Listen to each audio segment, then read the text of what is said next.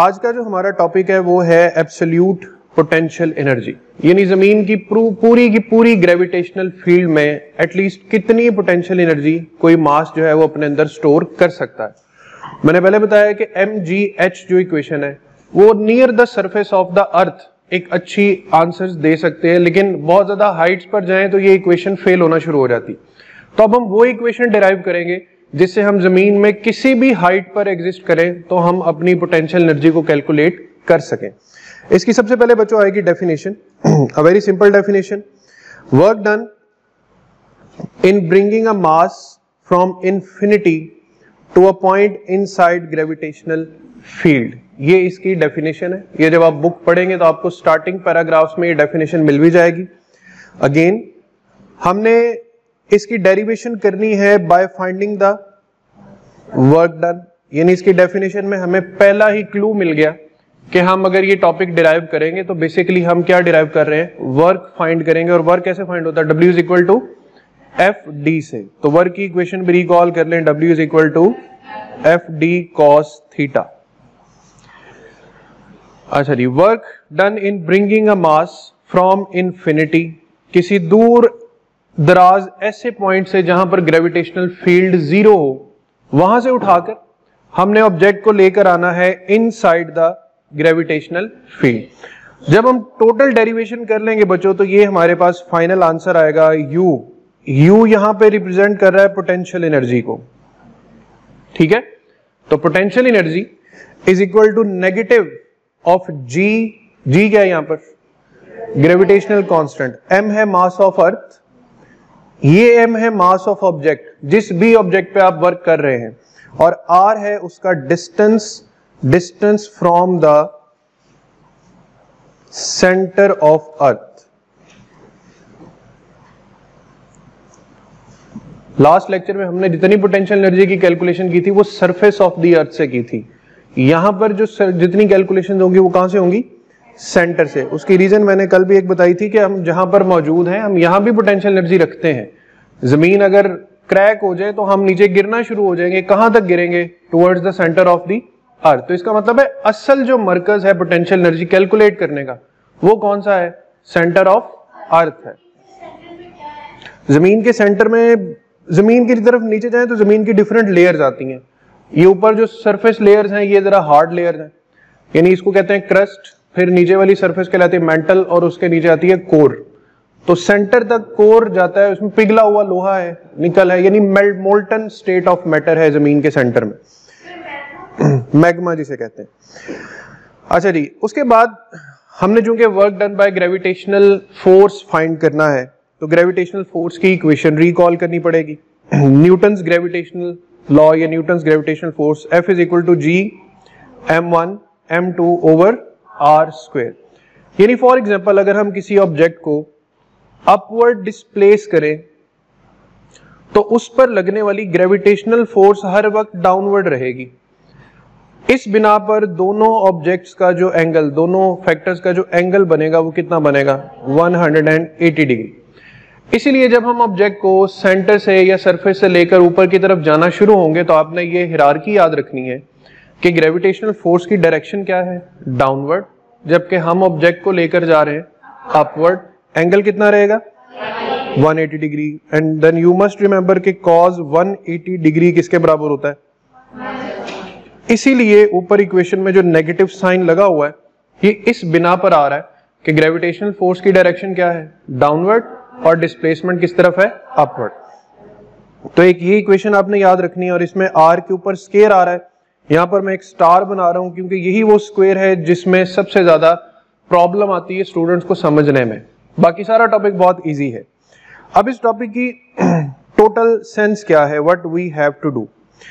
हमें करना यह है कि चूंकि ग्रेटर हाइट्स पर जाकर जो ग्रेविटेशनल फील्ड है वो वेरी करना शुरू हो जाती, कम होना शुरू हो जाएगी। अब जहां पर फोर्स वेरिएबल हो जाए वहां पर हम दो मेथड से वर्क फाइंड कर सकते हैं। एक हमने पढ़ा था इंटरवल मेथड और एक हमने पढ़ा था ग्राफिकल मेथड। कौन कौन से, इंटरवल एंड ग्राफिकल। अब हमने क्या करना है कि हमने सेंटर को अपना रेफरेंस बना लेना और सेंटर से ऊपर लेट से ये हमारा ट्रैक 1 है, ये पॉइंट 1 से हमने ऑब्जेक्ट को लेकर जाना है पॉइंट 2 तक, पॉइंट 2 से 3 तक, 3 से 4 तक, यानी हमने यहाँ पर छोटे छोटे इंटरवल्स में सारे रास्ते को कर देना है डिवाइड। हमने जमीन के सेंटर से ऑब्जेक्ट को n हाइट तक लेकर जाना है, और चूंकि ये बहुत ग्रेटर हाइट है लिहाजा हम इस सारी हाइट को छोटे छोटे इंटरवल्स में क्या कर देंगे, डिवाइड कर देंगे। अब इसमें कुछ चीजें याद रखनी, जमीन के सेंटर से पॉइंट 1 तक का फासला इसको हम कहेंगे r1, पॉइंट 2 का फासला r2, और इन दोनों पॉइंट्स का जो आपस में दरमियानी फासला है उसको हम कहेंगे delta r, that is r2 minus r1। Is that okay?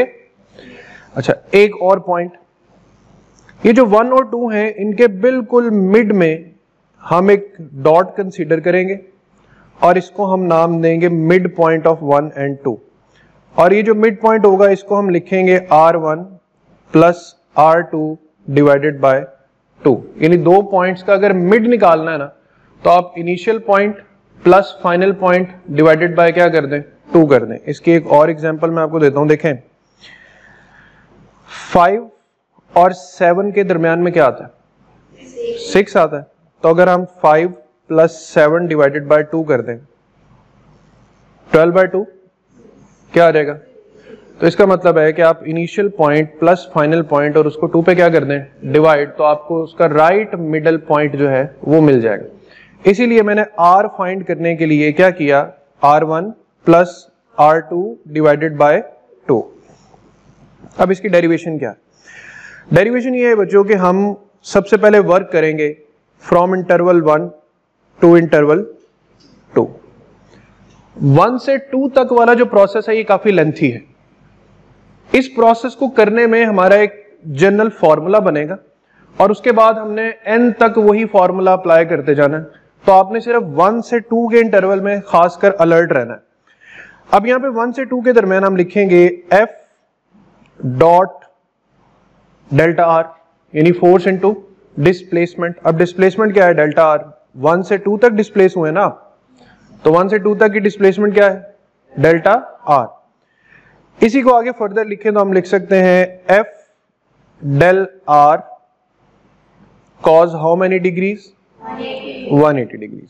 तो work from interval 1 to interval 2 becomes f del r, और cos 180 की वजह से साइन आ जाएगा माइनस का। अब इसके बाद हम इसमें वैल्यूज पुट करेंगे। फोर्स की value G m over r square, Newton's gravitational law, और डेल्टा r की वैल्यू है r2 माइनस r1। यहां तक क्लियर?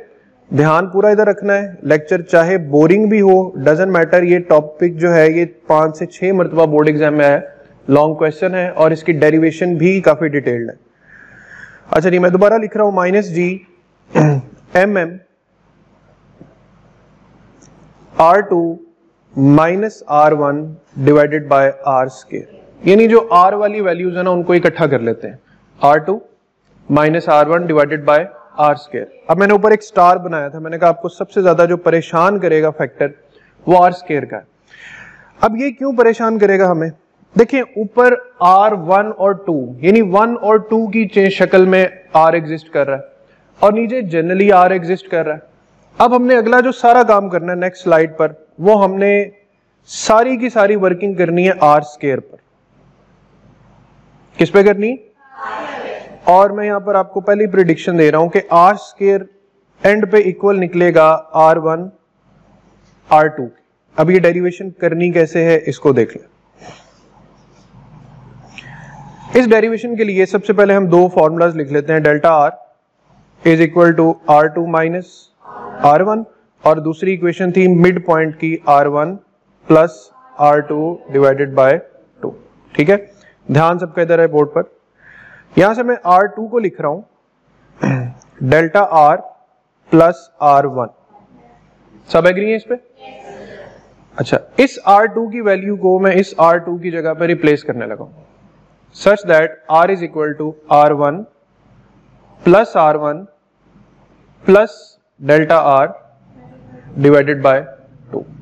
ठीक है, R2 की वैल्यू कितनी है, डेल्टा R प्लस R1, उसी R2 की जगह पे डेल्टा R प्लस R1 लिख दिया, ठीक है। अब इसको थोड़ा सिंप्लीफाई कर लें, ये हो जाएगा 2R1 plus del R divided by 2, इसको अलग अलग डिवाइड कर दें, 2R1 bye 2 plus del R divided by 2। इसके बाद R is equal to R1 plus del R bye 2। यहां तक मैं दोबारा रिपीट कर रहा हूं, वही दो इक्वेशंस जो आपने स्टार्टिंग में डिस्टेंस के लिए लिखी थी, एक डिस्प्लेसमेंट की इक्वेशन है, एक मिड पॉइंट की इक्वेशन है। इस इक्वेशन से आपने R2 की वैल्यू बना लेनी और R2 की वो वैल्यू R2 की जगह पे क्या करनी है, रिप्लेस, सिंप्लीफाई करना है इक्वेशन को। ये बन जाएगा 2R1 plus delta R divided by 2, अलग अलग डिवाइड करना है, अलग अलग डिवाइड करने से 2 से 2 कैंसिल हो जाएगा, लेकिन दूसरी तरफ डेल्टा R के नीचे 2 सलामत रहेगा। अब आपने करना है अगला काम, R का भी स्क्वायर और दूसरी तरफ R1 plus del R divided by 2 का भी स्क्वायर, यानी दोनों तरफ स्क्वायर अप्लाई करना है। क्यों अप्लाई करना है, फाइंड किसकी वैल्यू करनी, तो इसीलिए तो हम ये काम कर रहे हैं कि दोनों तरफ स्क्वायर लेंगे। अब देखें simplification, R square A square plus B square plus 2AB, ऐसे बनेगा, A square plus B square plus 2AB। R square is equal to R1 square plus R1 delta R। अब मैं दरम्यान में से काफी चीजें स्किप कर गया, R1 स्क्वायर लिखा मैंने, उसके बाद 2 से 2 कैंसिल किया, ये 2 से 2 कैंसिल हो गया, और सिर्फ और लिखा R1 डेल्टा R। अब सवाल ये कि दरमियान वाला डेल्टा R स्क्वायर बाय 4 क्यों नहीं लिखा मैंने। देखिए ये डिस्टेंस था R1 और ये डिस्टेंस था, और ये डिस्टेंस था डेल्टा। ये जो R2 है ये अच्छा खासा बड़ा डिस्टेंस है, R1 भी अच्छा खासा ग्रेटर डिस्टेंस है, जबकि इन दोनों के मुकाबले में डेल्टा R कोई बहुत ह्यूज डिस्टेंस नहीं है। और उसके बाद यही डेल्टा R 4 पे क्या हो रहा है, डिवाइड हो रहा है, यानी वो पहले ही छोटा है और मजीद भी 4 पे डिवाइड हो रहा है। अब यहां से अमेरिका तक का सफर हो और उसके मुकाबले में आपके कॉलेज से आपके घर तक का सफर हो, तो आप अमेरिकन डिस्टेंस के मुकाबले में अपने घर के सफर को तो इग्नोर ही समझे ना कि भाई ये तो कोई फासला ना हुआ। तो ये बिल्कुल वैसी ही कैटेगरी है कि ये बाकी डिस्टेंस R1 या R1 स्क्वायर इतना ह्यूज डिस्टेंस है कि हम उसके कंपैरिजन में इस डिस्टेंस को क्या करने जा रहे हैं, इग्नोर करने जा रहे हैं। इसीलिए हमने इसको अगले स्टेप में नहीं लिखा, इसको हमने फर्दर यहां पर क्या कंसीडर कर लिया है, 0। सो अब ध्यान इधर रहे, R square is equal to R1 square plus R1, delta R की वैल्यू क्या होती, R2 माइनस R1, तो R square is equal to R1 square plus R1 R2 minus R1 square. अब एट द एंड क्या बच रहा है हमारे पास, R1 square minus R1 square से कैंसिल हो जाएगा और एंड पे सिर्फ बचेगा R1 R2। तो यही चीज आपको मैंने बताई थी कि हमारे पास जो एंड रिजल्ट आएगा R स्क्वायर का, वो क्या बचेगा, R1 एंड R2। अब फिर वही बात कि यही वो सबसे मेजर टर्निंग पॉइंट है पूरे टॉपिक का, जहां पे आपको थोड़ी प्रैक्टिस ज्यादा करनी है। मुश्किल तो बिल्कुल भी नहीं है, दो इक्वेशंस लिखनी, नेक्स्ट स्टेप क्या करना है, R2 की वैल्यू निकालनी है, साथ साथ रिपीट करते जाएं। नेक्स्ट स्टेप क्या करना है, R2 की वैल्यू निकालनी, वो R2 की वैल्यू आपने मीन पोजीशन वाले फॉर्मूला में पुट करनी, उसको सिंप्लीफाई करते जाना, और जब आपके पास R is equal to R1 plus del R bye 2 बच जाएगा, आपने दोनों तरफ क्या अप्लाई कर देना, A square plus B square plus 2AB। इसी कैटेगरी में आके जो फैक्टर 4 से डिवाइड हो रहा होगा, यूं रट्टा मार ले, जो फैक्टर 4 से डिवाइड हो रहा होगा उसको क्या कर देना, इग्नोर कर देना। उसके बगैर अगली इक्वेशन लिखनी, डेल्टा R आपके सामने दोबारा लिखा होगा, उसकी वैल्यू पुट कर देंगे R2 माइनस R1, और फिर हमारे पास अल्टीमेटली R स्क्वायर की वैल्यू किसके बराबर आ जाएगी, R1 R2 के। Now why we have found that equation, यही इक्वेशन मैं अगली स्लाइड पे दोबारा लिखूंगा। Work from 1 to 2 is equal to minus GMM R2 minus R1 divided by R square. अब इस R स्क्वायर की जगह क्या लिख सकते हैं हम? R1 R2। तो नेक्स्ट स्लाइड पे जाएंगे हम और दोबारा लिखेंगे work from 1 to 2 minus GMM R2 minus R1 divided by R1 R2। All okay? अब इसको फिर सिंप्लीफाई करते जाना। माइनस GMM अलग अलग डिवाइड कर दें, R2 divided by R1 R2 minus R1 divided by R1 R2। Again work from 1 to 2 minus GMM 1 over R1 minus 1 over R2। लें जी, यहां पर हमने अचीव कर लिया है अपना जनरल फॉर्मूला। अब इसको पढ़ने का तरीका देखें। Work from 1 to 2 is equal to 1 over R1 minus 1 over R2। अगला जो आप तवज्जो से देना है, what will be work from 2 to 3? आप लिखेंगे minus GMM 1 over R2 minus 1 over R3। जो इंटरवल आप यहां पर पढ़ रहे हैं ना, वही आपने R के साथ पढ़ लेना। 2 से 3 तक 1 over R2 minus 1 over R3। Similarly work from 3 to 4 क्या होगा? Minus GMM 1 over। ट्रेंड समझ आ गया? यही ट्रेंड आगे चलता जाएगा कि वर्क फ्रॉम, अब ये लास्ट 2 इंटरवल्स ये हैं हमारे पास। इसी तरह 3 से 4, 4 से 5, 5 से 6, ये कहानी बहुत दूर तक जाएगी। अब हम जाएंगे एंड वाले 2 इंटरवल्स तक, सेकंड लास्ट टू लास्ट।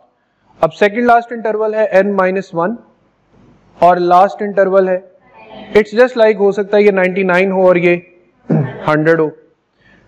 तो इसमें हम लिखेंगे again minus GMM 1 over Rn-1 minus 1 over Rn। Okay, तो यहां तक हमने एक ही पैरामीटर में, एक ही फ्रेम में देखें तो 1 से लेकर n तक सारे इंटरवल्स को क्या कर लिया? सॉल्व कर लिया।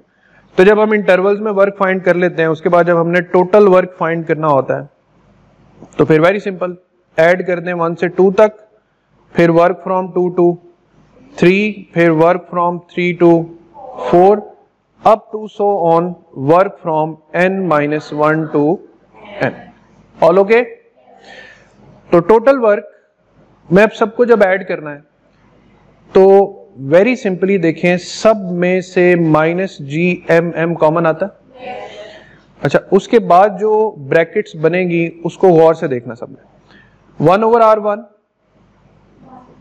Minus 1 over R2 plus 1 over R2 minus 1 over plus 1 over minus 1 over plus so on, ये बात जाएगी 1 over Rn-1।